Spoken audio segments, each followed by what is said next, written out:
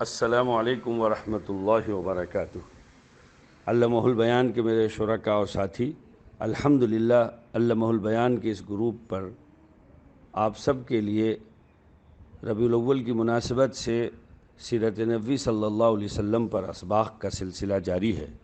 گزشتہ 4 اسباق کے ذریعے ہم نے یہ جان لیا کہ جس وقت حضور پاک صلی اللہ علیہ وسلم کی ولادت اور بعثت ہوئی ہے، یہ وہ زمانہ تھا جس زمانے میں ہر طرح کی برائیاں عام تھیں، ہر طرح کا اندھیرا چھایا ہوا تھا، اخلاق باختہ تھے، انسانیت گویا کہ تباہی و بربادی کے بالکل آخری کنارے پہ پہنچی ہوئی تھی۔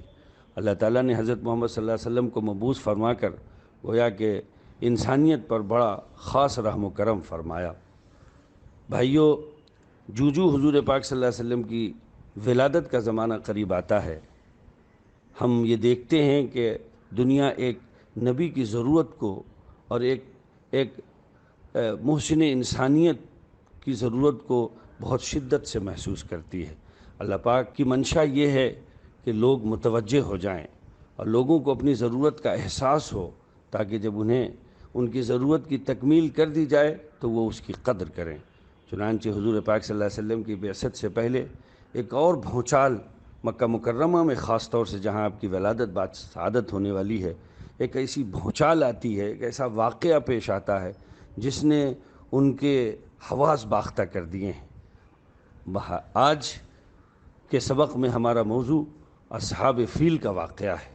بھائیو، یہ ایک اتنا بڑا واقعہ ہے جس سے بڑا واقعہ عربوں کی تاریخ میں کبھی نہ ہوا تھا۔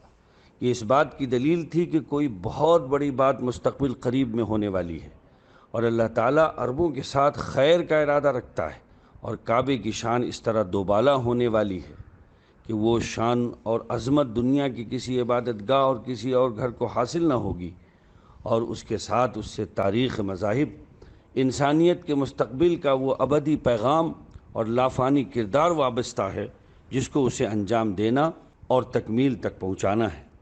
قریش کے لوگ یہ عقیدہ اور ایمان رکھتے تھے کہ اس گھر یعنی کعبے کی اللہ تعالیٰ کی نگاہ میں خاص قدر و منزلت ہے، اور وہی اس کا حامی و ناصر اور نگہبان اور پاسبان ہے۔ بھائیو، واقعہ مختصراً یہ ہے کہ نجاشی شاہ حبشہ کی جانب سے یمن کا حاکم ابرہہ نامی شخص تھا۔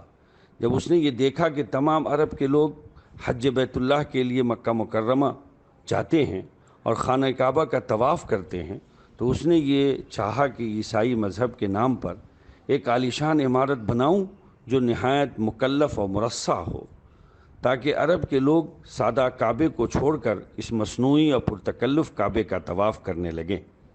چنانچہ یمن کے دارالسلطنت مقام صنعاء میں ایک نہایت خوبصورت گرجا گھر بنایا گیا۔ عرب میں جب یہ خبر مشہور ہوئی تو قبیلہ کنانہ کا کوئی آدمی وہاں آیا اور اس نے قضائے حاجت کر کے اسے گندہ کر دیا۔ یہ ابن عباس سے منقول ہے، اور بعض کہتے ہیں کہ عرب کے نوجوانوں نے اس کے قریب قرب و جوار میں آگ جلائی ہوئی تھی، ہوا سے اڑ کر اس گرجا میں آگ لگ گئی اور گرجا گھر جل کر خاک ہو گیا۔ بہرحال ابرہہ نے غصے میں آ کر قسم کھائی کہ خانہ کعبہ کو منہدم اور مسمار کر کے سانس لوں گا۔ اسی ارادے سے مکے پر فوج کشی کی، اور ابرہہ نے اپنے 60,000 فوج اور 13 ہاتھی، ایک روایت کے مطابق، لے کر وہ مکہ مکرمہ کی طرف روانہ ہوا اور فوج کشی کی۔ راستے میں جس عرب قبیلے نے مزاحمت کی اس کو تہہ تیغ کیا، یہاں تک کہ مکہ مکرمہ پہنچا۔ لشکر اور ہاتھی بھی ہمراہ تھے۔ اطراف مکہ میں اہل مکہ کے مویشی چر رہے تھے۔ ابرہہ کے لشکر نے وہ مویشی پکڑ لیے، جن میں 200 اونٹ حضور پاک صلی اللہ علیہ وسلم کے جد امجد عبد المطلب کے بھی تھے۔ اس وقت قریش کے سردار اور خانہ کعبہ کے متولی عبد المطلب تھے۔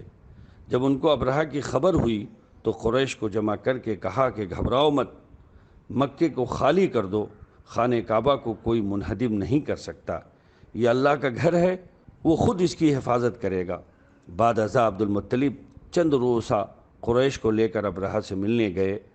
اندر اطلاع کرائی گئی ابرہہ نے عبد المطلب کا نہایت شاندار استقبال کیا۔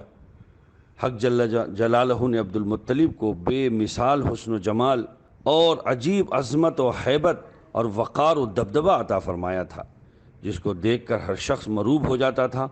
ابرہہ عبد المطلب کو دیکھ کر مروب ہو گیا اور نہایت اکرام و احترام کے ساتھ پیش آیا۔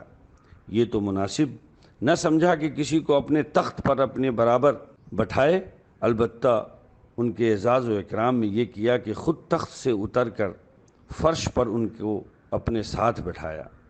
اثناء گفتگو میں عبد المطلب نے اپنے اونٹوں کی رہائی کا مطالبہ کیا۔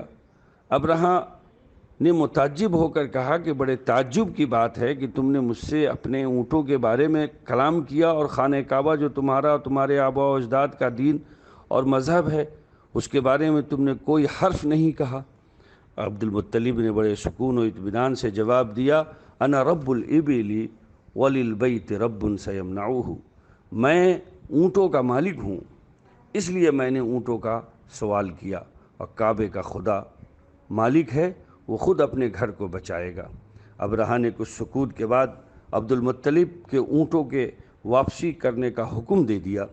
عبد المطلب اپنے اونٹوں کو لے کر واپس آ گئے اور قریش کو حکم دیا کہ مکہ خالی کر دیں، اور تمام اونٹوں کو خانہ کعبہ کے نذر کر دیا، اور چند آدمیوں کو اپنے ہمراہ لے کر خانہ کعبہ کے دروازے پر حاضر ہوئے اور سب گڑ گڑا کر دعائیں مانگی۔ عبد المطلب نے دعا سے فارغ ہو کر ماں اپنے ہمراہیوں کے پہاڑ پر چڑھ گئے، اور ابرہہ اپنا لشکر لے کر خانہ کعبہ کے گرانے کے لیے بڑھا۔ یکایک بحکم خداوندی چھوٹے چھوٹے پرندوں کے غول نظر آئے، اور ہر ایک کی چونچ اور پنجوں میں چھوٹی چھوٹی کنکریاں تھیں جو دفعتاً لشکر پر برسنے لگیں۔ خدا کی قدرت سے وہ کنکریاں گولی کا کام دے رہی تھیں، سر پر گرتی تھیں اور نیچے نکل جاتی تھیں۔ جس پر وہ کنکری گرتی تھی وہ ختم ہو جاتا تھا۔ غرض یہ کہ اس طرح ابرہہ کا لشکر تباہ و برباد ہوا، اور ابرہہ کے بدن پر چیچک کے دانے نمودار ہوئے، جس سے اس کا تمام بدن سڑ گیا اور بدن سے پیپ اور لہو بہنے لگا۔ یکے بعد دیگرے ایک ایک عضو کٹ کٹ کر گرتا جاتا تھا۔ بالآخر اس کا سینہ پھٹ پڑا اور دل باہر نکل آیا۔ اس کا دم آخر ہوا۔ جب سب مر گئے تو اللہ تعالیٰ نے ایک سیلاب بھیجا جو سب کو بہا کر دریا میں لے گیا۔ قرآن مجید ایسے تمام ظالم قوموں کے لیے کہتا ہے، فَقُطِعَ دَابِرُ الْقَوْمِ الَّذِينَ ظَلَمُوا وَالْحَمْدُ لِلَّهِ رَبِّ الْعَالَمِينَ۔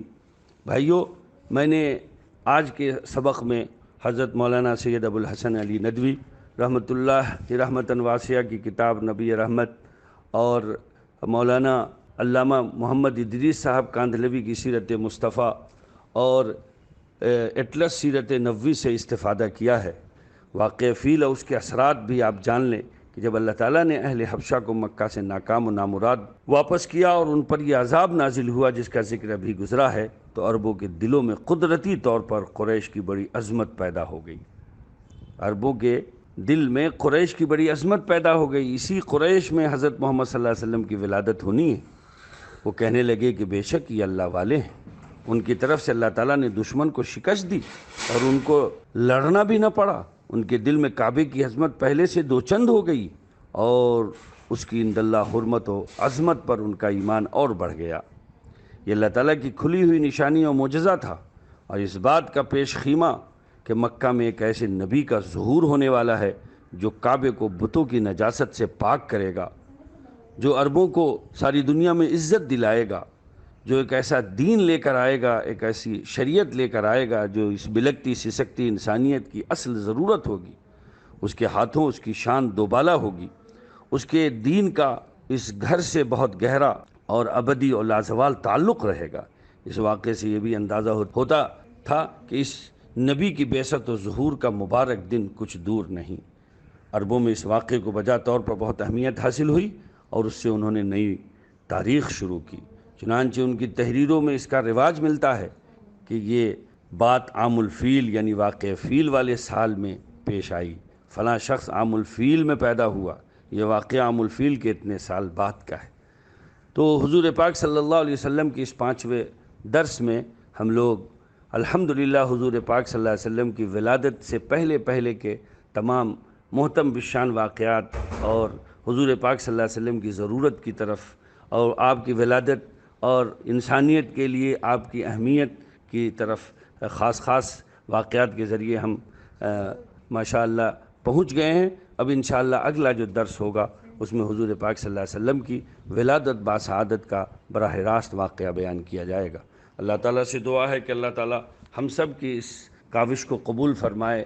آپ سے بھی گزارش ہے کہ سیرت نبوی صلی اللہ علیہ وسلم پر ہونے والی ان دروس کو عام کریں تاکہ امت اپنے نبی صلی اللہ علیہ وسلم کی سیرت و سنت سے واقف ہو، اور پھر امت کے لیے یہ بات آسان ہو جائے کہ امت اپنے نبی کے طریقوں پر چلے اور اپنی نبی کے سنتوں کو اپنائے اور اپنے نبی کے دین کو اللہ کے بندوں تک پہنچانے کی فکر سے امت جو ہے وہ فکر اوڑھے۔ اللہ تعالیٰ سے دعا ہے کہ اللہ تعالیٰ ہماری ان کاوشوں کو، آپ کی ان تمام کوششوں کو قبول فرمائے۔